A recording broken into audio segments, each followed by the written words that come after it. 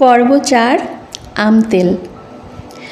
বিয়ের পর সবুজ রঙের একটা ট্রেনে করে ইন্দুবালা যখন শিয়ালদহ স্টেশনে নেমেছিলেন তখন তার কাছে ইন্ডিয়া দেশটা নতুন।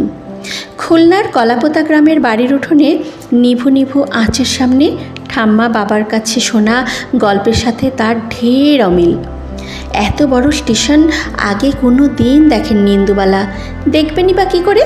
এই যে প্রথম ট্রেনে উঠলেন তিনি, নামলেনও, মাথার উপর রাজপ্রাসাদের মতন ছাদ দেখলেন, এত বড় বাড়ি দেখলেন, এত লোক, সবাই যেন মাথা নিচু করে সামনের দিকে ছুটছে। কেউ কারো সাথে দুদণ্ড দাঁড়িয়ে একটুও কথা বলছে না, কুশল বিনিময় করছে না, যে যার খেয়ালে আছে। সামান্য অসতর্ক হলে, চলাফেরার একটু এদিক ওদিক হলে সবাই বুঝি সবার গায়ে হুড়মুড়িয়ে পড়বে। তখন ইন্দুবালার জিনিসপত্রের কি হবে? নেই নেই করেও তো সঙ্গের জিনিস কম নয়। মা বারবার বলে দিয়েছিল, চোখ ছাড়া করবি না ইন্দু। ঠাম্মা বলে দিয়েছিল, আগলে রাখবি সব কিছু। যদিও অদৃষ্ট বড় নির্মম খেলা খেলেছিল ইন্দুবালার জীবন নিয়ে, কোনো কিছুই তিনি আগলে রাখতে পারেননি, একমাত্র এই ভাতের হোটেলটা ছাড়া। তবুও সব কিছুর উপর বড় মায়া তার। ঘরের কোণে দাঁড় করিয়ে রাখা ক্ষয়ে যাওয়া নারকেলের ঝাঁটা থেকে পোড়া দেশলাইয়ের কাঠি, কিছুতেই মন চায় না কোনো সব কিছু ফেলতে। সব কিছু বুড়িয়েই জমিয়ে রাখেন নিজের করে, তার উপচে পড়া স্মৃতির মতোই। মাঝে মাঝে এইসব জিনিসপত্র নিয়ে যে গোল বাঁধে না, তেমনটা নয়, বেশ ভালোই চিৎকার চেঁচামেচি হয়। ধনঞ্জয় তখন লোক ডেকে নিয়ে এসে রেগে মেগে কিলো হিসেবে বিক্রি করে সব কিছু। বুড়ি ঘুরঘুর করে চারপাশ। ওরে মূর্খ, তুই কি করে জানবি? ঠাম্মা বলতো বাড়ির আগাছাটাও তো দরকারি, না হলে হরিমতি খাবে কি, আর দুধ দেবেই বা কী করে? ধনঞ্জয় কাই মাই করে ওঠে, বারবার তোমার খুলনার কলাপোতার গল্প শুনিও না তো মা। এখানে তোমার কোথায় হরিমতি? পোড়া দেশলাইয়ের কাঠি তোমার কাছে আগাছা? এই এত ঘিয়ের শিশি, খালি শিশি, রং চটে যাওয়া টিনের বাক্স। টান মেরে উঠোনে ফেলেছিল ধনঞ্জয়। কেমন যেন আর্তনাদ করে উঠেছিল সেই কতদিন আগের ফুল ছাপ তরঙ্গটা। ডালা হা করে খুলে পড়েছিল উঠোনে, ঠিক মরে যাওয়া মানুষের মতো। তার মুখ দিয়ে কিলবিল করে বেরোচ্ছিল আরশোলা। তারাও যেন প্রজন্মের পর প্রজন্ম খুলনার কলাপোতার স্বপ্ন নিয়ে বংশ বিস্তার করে চলেছে। এটা তুই কী করলি ধনঞ্জয়? আমার এত দিনের জিনিসটা তোর কাছে পুরনো মনে হলো? ইন্দুবালা এগিয়ে যাচ্ছিলেন একটু একটু করে তরঙ্গটার দিকে। ধূসর হয়ে যাওয়া সবুজ রঙের উপর লাল লাল ফুল, সেগুলো কেমন যেন ঝরে পড়ার তাকিয়ে আছে ইন্দুবালার দিকে। আমার বিয়ের সময়ে বাবা কিনেছিলেন ঢাকা থেকে, তারপর 3টে নদী পার করে দিয়ে গিয়েছিলেন খুলনা, সেখানে থেকে এই কলকাতা। ধনঞ্জয় ক্ষয়ে যাওয়া নারকেল ঝাঁটায় আরশোলা মারতে মারতে বলে, তাহলেই বুঝে দেখো আর ওর জীবন প্রদীপ থাকতে পারে? নিভে গিয়েছে সেই কবে। ছাত করে বুকে বাজে যেন ধনঞ্জয়ের কথা। তরঙ্গের জীবন প্রদীপ নিভতে পারে, তাহলে ইন্দুবালা নয় কেন? তারও তো কম পথ অতিক্রম করা হলো না। এখনও কোন মায়ায় আটকে আছেন তিনি? কেনই বা আছেন? কেমন যেন দম বন্ধ লাগে তার। ঘাড় তুলে তাকান ইন্দুবালা এক টুকরো আকাশ দেখার জন্য, কিন্তু এখানে আকাশ কোথায়? ওই তো 4 কোণের চৌখুপ্পি, তার উপরে বাড়ির পেছনের আম গাছটা ঝাঁকড়া হয়ে এসে পড়েছে খানিকটা ভেতরে। কাঁচা আমগুলো পুরুষ্ট হয়েছে গ্রীষ্মের রোদের খরতাপে। মন খারাপটা যেন কোথাও ঝুপ করে গায়েব হয়ে যায় ইন্দুবালার। আম দেখার আনন্দে এগিয়ে যেতে গিয়ে পায়ে কিছু একটা ঠেকে, নিচু হয়ে কুড়িয়ে নেন সেই কবেকার প্রথম ট্রেনে চড়ার টিকিট। বিলাতি আমরা খাবে না গো নতুন বউ, বিলেতি আমরা। ফেরিওয়ালা হাঁক দিয়ে যায় ট্রেনের কামরায়, মুখের সামনে এনে দেখায় আমরাগুলো। ততক্ষণে ইন্দুবালার কপালে চন্দন ফিকে হয়ে এসেছে, গলায় রজনীগন্ধার মালা বাসি, চোখের কাজল কিছুটা ধেবড়ে গেছে, বাকিটা রাখা আছে বিস্ময়ে মাখামাখি হয়ে। মাথা নাড়েন ইন্দুবালা, না, তিনি খাবেন না। জানালার দিকে তাকিয়ে ভাবেন, এই ফল আবার কিনে খেতে হয় নাকি? তাদের গ্রামে ফেলা ছড়া যেত, কাঁচা কাঁচা ডেসো আমরা পেরে আনতো ভাই। মা চাটনি করত, নুন দিয়ে কুটি কুটি করে কেটে সবাই ঘুমিয়ে পড়লে দিদিভাইতে খেত বসেদের পুকুর পাড়েতে বসে। বৃষ্টির জল মেখে আমরা পাকত অম্বুবচী পার করে। সেই সময় ঠাম্মার প্রায় সারাদিন উপোস, একবেলা ফলাহার, কখনো ছাতু ভিজে, কিংবা সারাদিন মিছরির জল। বাবা এনে দিতেন সন্দেশ, কলা, সেসব মুখে তুলতেন না তিনি বড় একটা। সব যেত নাতি নাতনিদের পেটে। অতবার চা খাওয়া যার অভ্যেস ছিল, সেও ওই কটা দিন চা না খেয়ে দিব্যি কাটিয়ে দিত। ইন্দুবালা বিধবা হবার পর এত সব কিছু মানেননি, তার পক্ষে সম্ভবও ছিল না। আর লক্ষ্মী থাকতে তা করতেও দিত না। মাস্টার রতনলাল মল্লিক তাকে অনেক ছোট বয়সে বিধবা করে কেটে পড়েছিলেন পরপারে। দায় ফুরিয়েছিল তার।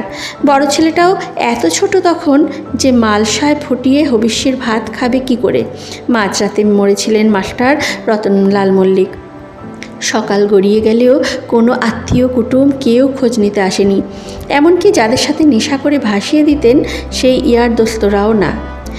মাছ বিক্রি করতে এসে দরজা ধাক্কিয়েছিল লক্ষ্মী। নিচে সারা শব্দ না পেয়ে শটান উপরে এসেছিল সে। দেখেছিল মরা আগলে বসে আছে মল্লিক বাড়ির বাঙাল বউ ইন্দুবালা। দৃষ্টি স্থির, চুল এলোমেলো, চোখের জলের আভাসটুকু পর্যন্ত নেই। পাথরের মতো বসে আছে একটা মানুষ। মরার পাশেই ঘুমোচ্ছে তিনটে বাচ্চা। লক্ষ্মী ডেকেছিল, মা।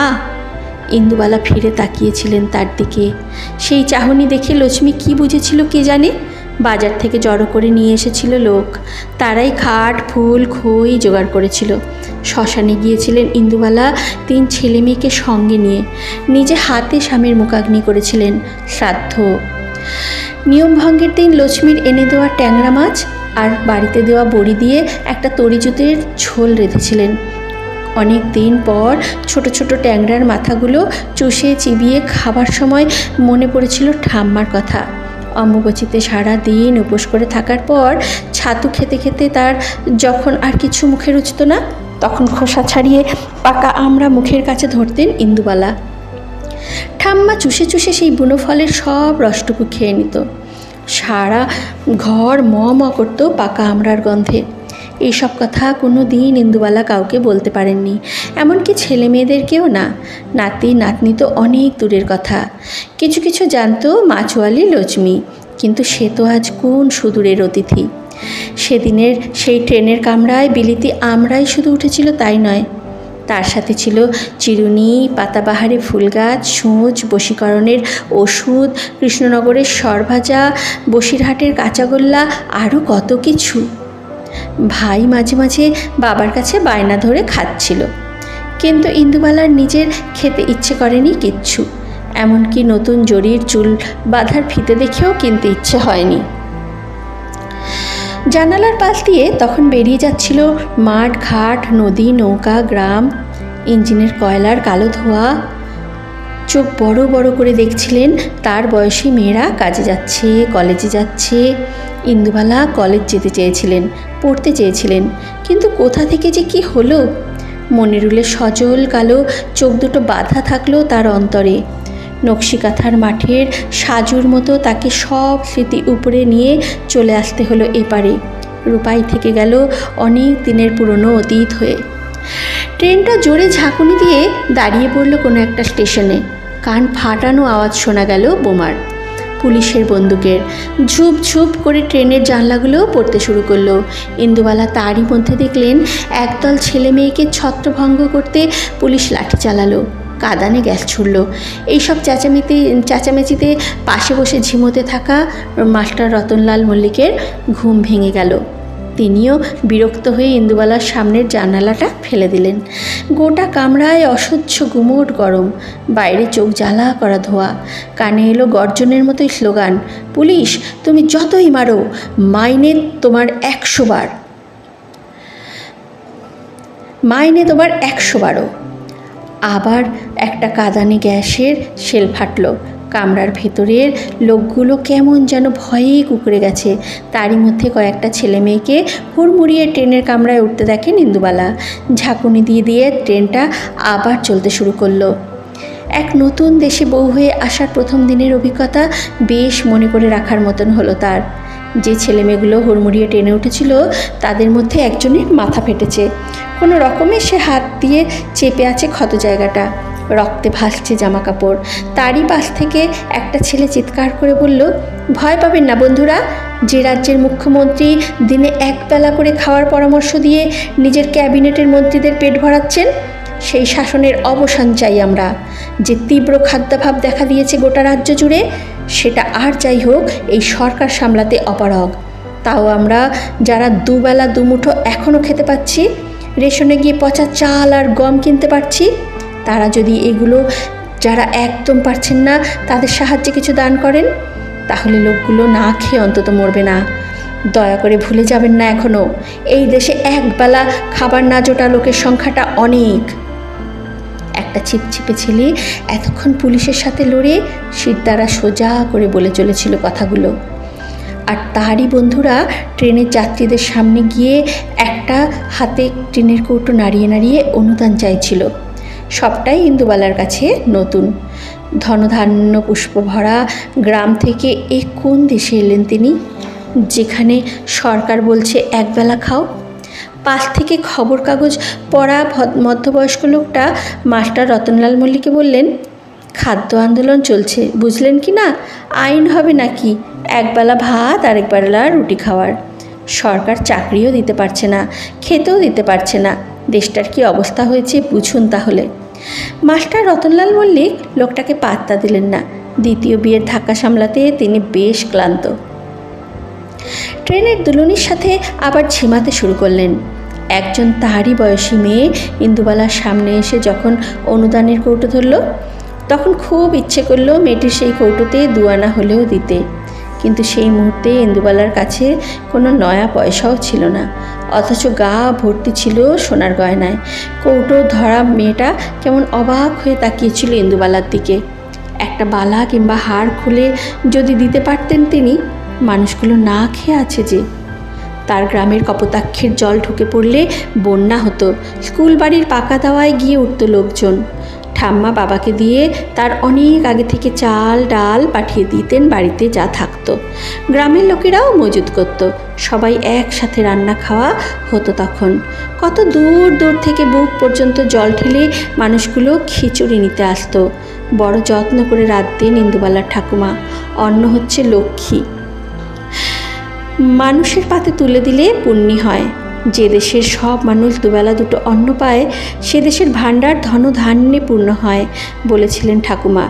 ইন্দুবালা সবেমাত্র তার হাতের বালাটা খুলতে যাবেন বলে মনস্থির করছিলেন, আর ঠিক সেই সময় তার স্বামী মাস্টার রতনলাল মল্লিক খিচিয়ে উঠলে সরে গিয়েছিল অনুদান চাইতে আসা মেয়েটা। খারাপ লেগেছিল ইন্দুবালার। মানুষগুলোর পেটের ভাতের জন্য ওরা রাস্তায় নেমেছে, ভিক্ষে করছে। তারা যদি দুবেলা ভরপেট খেতে পারে, তাহলে যে দোরগোড়ায় এসে অভুক্ত দাঁড়াচ্ছে সে পাবে না কেন? সেই ইন্দুবালা তখনও জানতেন না তিনি একদিন একটা ভাতের হোটেলের মালিক হবেন।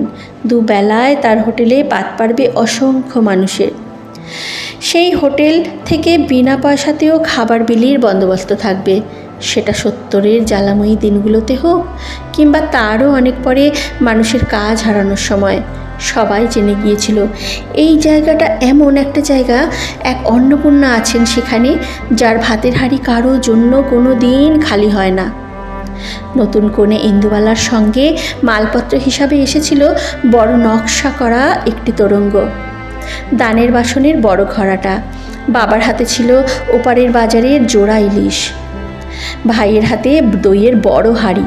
বাবু মাস্টার রতনলাল মল্লিকের হাতে ছিল বিয়ের ছাতা নিপাট ভাঁজ করা। কাঁধে ফেলা ছিল দানের শাল, হাতে চকচক করছিল আশীর্বাদের 2 ভরি সোনার আংটিটা। স্টেশনে ট্রেন থামলে বরের বাড়ি থেকে লোক আসা দোস্তুর ছিল। নতুন কনেকে যেভাবে গল্প শুনিয়েছিল তার বাড়ির লোকেরা, সে আরও অনেক কিছু ভেবে রেখেছিল। ব্যান্ড পার্টি, রংমশাল, ফানুস, কলকাতার রাজপথে শোভাযাত্রার মতো বর্ণাঢ্য অনুষ্ঠান। তুই শুনলাম বনেতি বাড়ির বউ হলি ইন্দু, পা পড়বে তো তোর মাটিতে। ফুট কেটেছিল গায়ের হিন্দু বাড়ির মেয়েরা। বন্ধুরা কেউ কেউ বলেছিল আতশবাজি ফাটাবে নিশ্চয়, ঘোড়ার গাড়ি আসবে, ফুল ছড়াবে, আতরদানি থেকে আতর। কিন্তু এইসবের ছিটেফোঁটাও ইন্দুবালার আশেপাশে ছিল না। নতুন বউকে নিয়ে যাওয়ার জন্য শ্বশুরবাড়ি থেকে কাউকে আসতে দেখেননি তিনি। বাবা একটু কুণ্ঠা নিয়ে জানতে চেয়েছিলেন, বাবা রতন, তোমার বাড়ি থেকে কথা শেষ করতে দেয়নি মাস্টার রতনলাল মল্লিক। তার সযত্নে ললিত বাবরি চুলের গোছা নেড়ে তিনি বলেছিলেন, তাই তো এখন যে কি করি। বউ ভাতের জোগাড় যত্নে লেগে গেল কিনা লোকজন। পুরুষ বলতে বাড়িতে আমি তো একাই। বাবা বিচলিত হতে বারণ করেছিলেন জামাইকে। তিনি থাকতে চিন্তার তো কিছু নেই, শুধু এত জিনিস বলে লোকজন খোঁজ করা, তা একটা কুলে নিলেই হয়ে যায় আর কি। বাবা কুলি ডেকে তার মাথায় তুলে দিয়েছিলেন প্রায় সব কিছু, আর যেটুকু ছিল কুড়িয়ে বাড়িয়ে সবার হাতে হাতে ধরে গেল। কপোতাক্ষর গাঁয়ের মেয়ে যখন ভাগীরথীর পাড়ে এসে প্রথম পা দিল, তখন কেউ শাঁখ বাঁচালো না, কালো পাথরের থালায় দুধে আলতা মিশিয়ে কেউ পা ছোঁয়াতে বলল না, ঈশ্বরী পাটনির মতো কেউ আদর করে পার করে দিল না শ্বশুরবাড়ির দৌড়টা। কিন্তু সে গল্প আমাদের জানা। যতই মাস্টার রতনলাল মল্লিক বলুক না কেন বৌভাতের আয়োজনে বাড়ির সবাই ব্যস্ত আছে, আমরা তো জানি ইন্দুবালার বৌভাতই হয়নি। কাকপক্ষীও টের পায়নি ইন্দুবালার শাশুড়ি এক বংশ ঘটির মাঝে একটা বাঙাল মেয়ে বউ করে নিয়ে আসছেন। জানাজানি হলে মুশকিল হতো। আগের বউটা বাচ্চা হতে গিয়ে মরেছিল নাকি রতন মাস্টার মল্লিক গলা টিপে খুন করেছিলেন, সে নিয়ে বিস্তর কানাঘুষো আছে। তাই বাড়তি কোনো আয়োজনের দিকে যাননি শাশুড়ি। নতুন বউয়ের সাথে তার বাবা আর ভাইকে দেখে মেজাজ তিরিক্ষে হয়েছিল তার। আপদগুলোর আবার আসার দরকার কী ছিল? মেয়েটাকেই চেয়েছিলেন তিনি, পরিবারকে নয়। আর ইন্দুবালা দেখেছিলেন বাড়ির সামনে থেকে বাবা ছোট্ট ভাইয়ের হাত ধরে চলে যাচ্ছেন অপমানিত হয়ে। তাদের কেউ একটু জল মিষ্টি খাওয়ার কথা দূরে থাক, বসার জন্য পর্যন্ত বলছে না। ছেনুমিত্তির লেনের গলিটা দিয়ে যেতে যেতে ভাইটা কাঁদছে, বাবা ফিরে ফিরে তাকাচ্ছেন, চোখ ঝাপসা হয়ে আসছে। তখনও জানেন না ইন্দুবালা এই তার শেষ দেখা বাবার সাথে, এরপর আর কোনো দিন দেখতে পারবেন না বাবাকে।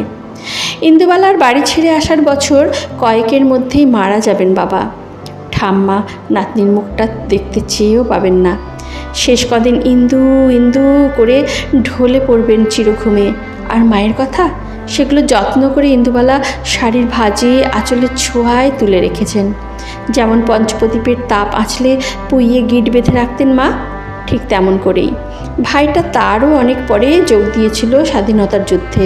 চিঠিপত্রের আদান প্রদান অল্প বিস্তর যা ছিল, যুদ্ধ শুরু হলে সেসবেরও পাট চুকল। জন্মভূমির সাথে যোগাযোগ একেবারে ছিন্ন হলো ইন্দুবালার।